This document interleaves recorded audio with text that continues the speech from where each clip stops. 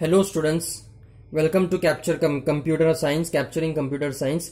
And today पहले हमने क्या देखा था, इंट्रोडक्शन टू पीएचपी कि पीएचपी क्या होता है and server side scripting and किस तरह से वो वर्क करता है, कैसे वो ब्राउजर में न होकर सर्वर साइड में एग्जीक्यूट होता है, उसके बाद फिर ब्राउजर में सिर्फ उसका प्लेन एचटीएमएल टेक्स्ट के फॉर्म में अपने को दिखता है। ये सब हमने पिछले ट्यूटोरियल में देखा था। Now and today we are going to see next concept of PHP that हम इसको स्क्रिप्टिंग लैंग्वेज क्यों बोलते हैं, why it is called as a scripting language. And the second part we are going to see is that evolution of PHP कैसे evolve हुआ, कैसे start हुआ, किसने इसकी डिस्कवरी की, and what all the things made it popular, किस तरह से आज ये इतना फेमस हो चुका है, and all the other nitty-gritty of this PHP. Come on, let's start. PHP codes. सबसे पहले why it is called as a scripting language. हम पीएचपी को प्रोग्रामिंग लैंग्वेज भी बोलते हैं. PHP is a programming language, लेकिन ये स्क्रिप्टिंग लैंग्वेज क्यों है?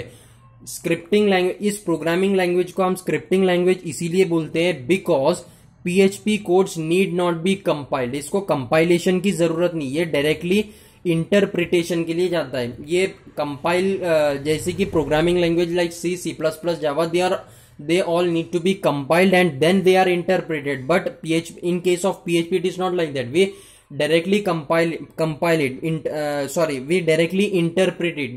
There is no need to compile it, and hence due to this uniqueness of this PHP we call it as a scripting language. यही सबसे main reason है कि हम scripting language किसे बोलते हैं, जिसको कंपाइलेशन की जरूरत नहीं होती है, डायरेक्ट उसको इंटरप्रिटेशन के लिए पास किया जाता है, इसीलिए उसको स्क्रिप्टिंग लैंग्वेज बोलते हैं. PHP codes need not be compiled but is directly passed on for interpretation. Interpretation का मतलब क्या होता है? Converting into machine code. जब एक कोड होता है, उसको एग्जीक्यूशन के टाइम पे उसको मशीन कोड में कन्वर्ट किया जाता है so that computer can recognize it can analyze the code which we have return. It is called as interpretation. तो कंपाइलेशन की जरूरत नहीं है, डायरेक्ट इंटरप्रिटेशन किया जाता है. इंटरप्रिटेशन का मतलब converting the code into machine code instead of first compiling and then interpreting, and hence it is called as a scripting language. We can also call the scripting language as a programming language. Scripting language को हम programming language भी बोल सकते. हर एक scripting language is a programming language. हर एक scripting language is a programming language, but every programming language need not be a scripting language. हम हर एक स्क्रिप्टिंग लैंग्वेज, जब भी हम बोलते हैं कि PHP is a scripting language, then हम उसको प्रोग्रामिंग लैंग्वेज भी बोल सकते हैं.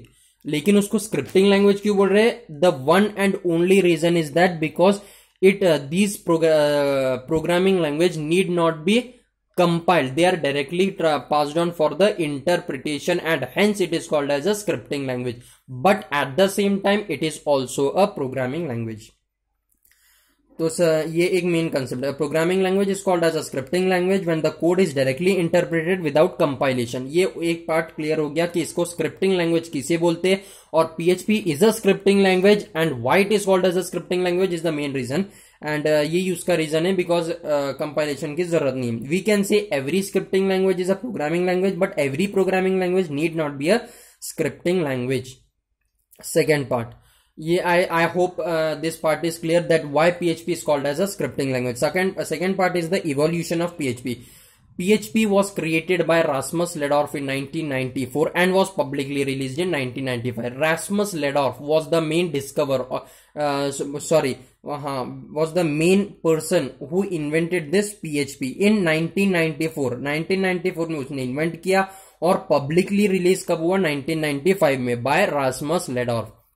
रासमस लेडॉर्फ के बाद दो another programmers called Zeev Suraski and Andi Gutmans. ये दोनों को बहुत इंटरेस्ट हुआ, पीएचपी से बहुत लगाव हो गया, दोनों को अच्छा पसंद आया पीएचपी, एंड देयरफॉर उन्होंने भी थोड़ा इसमें साथ दिया, and they both also joined this project and they released the second version of PHP.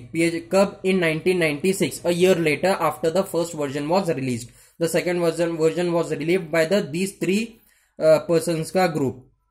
Okay, उसके बाद PHP 3 रिलीज हुआ 1997 में. ज़ीव सुरास्की एंड एडमिन ये सब मिलके ओरिजिनल वर्जन को और मॉडिफाई किया and launch PHP 3 in 1997.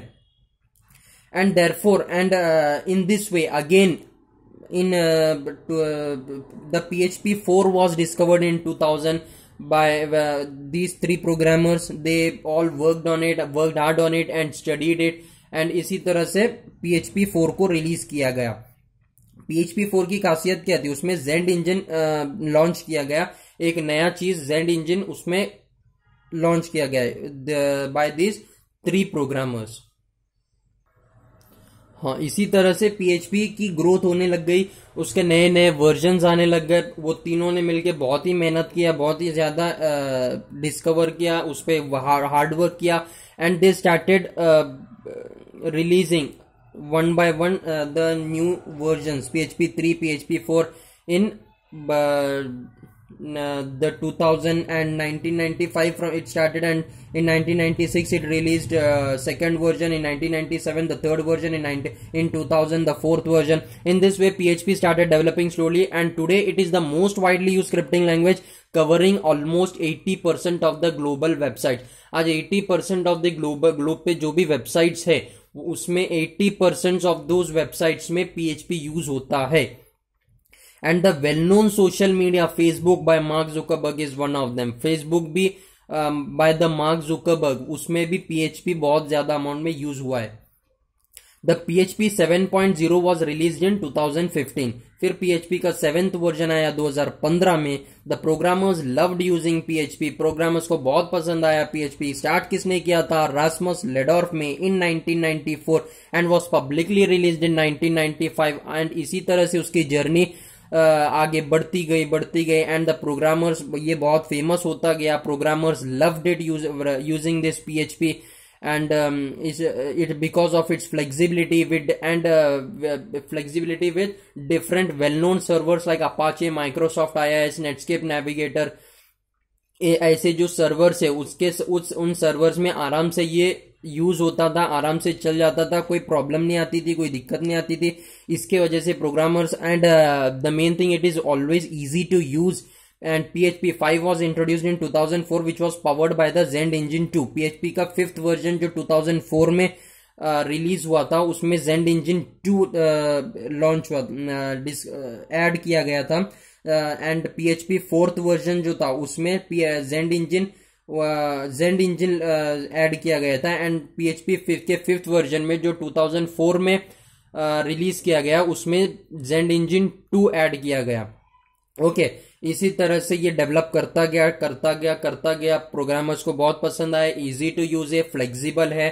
And जैसे जैसे ये प्रोग्रेस करता गया नए नए फीचर्स उसमें ऐड किए गए, जैसे कि introduction of command line interface, object oriented programming. These all new features was added in the new versions like PHP 3 and 4th versions, which made its functionality more powerful. The name personal homepage was given by Rasmus Ledorf. Rasmus Ledorf में जो PHP का जो आज का उसका full form है hypertext pre processor, इसका Rasmus लेडॉर्फ जिसने इस प्रोग्रामिंग लैंग्वेज को डिस्कवर किया, इन्वेंट किया, उसने इसको नाम दिया था पर्सनल होम पेज. उसका कोई इंटेंशन नहीं था कि इसको बहुत ही फेमस किया जाए, बहुत ही लोग इसके यूज. रास्मस लेडॉर्फ ने सिर्फ उसको अपने पर्सनल यूज के लिए क्रिएट किया था, ताकि वो अपने पर्सनल यूज के लिए इसको क्रिएट किया था, उसका डेटाबेस मैनेज करने के लिए. लेकिन बाद में जो दो प्रोग्रामर्स इसमें इन्वॉल्व हुए, जीव सुरास्की एंड एंडी गुटमन्स, ये दोनों को बहुत पसंद आया and they started discovering and studying more about this PHP, and in this way they released the new versions of it and it got very popular. लेकिन जिसने इसको डिस्कवर किया रास्मस लेडॉर्फ, उसका कोई इंटेंशन नहीं था इसको बहुत ही ज्यादा फेमस करने का. उसने सिर्फ अपने पर्सनल यूज के लिए इसको इन्वेंट किया था एंड बनाया था, क्रिएट किया था, इसलिए उसने इसका नाम दिया था पर्सनल होम पेज. लेकिन बाद में जो न्यू डेवलपर्स इसमें इन्वॉल्व हुए, ऐड हुए, उन्होंने इसका नाम पर्सनल होम पेज से हाइपरटेक्स्ट प्री प्रोसेसर नाम दे दिया. The name personal home page was given by Rasmus Lerdorf was change to hypertext preprocessor by the 2 other programmers, जीव सुरास्की and Andy Gutmans. This was about the evolution of PHP and why it is called as a scripting language. I hope you understood it and I hope you enjoyed this lecture. hoping I hope you have enjoyed this lecture. So please do subscribe this channel and press the bell icon. Please continue to support this channel and have a nice day. Goodbye. And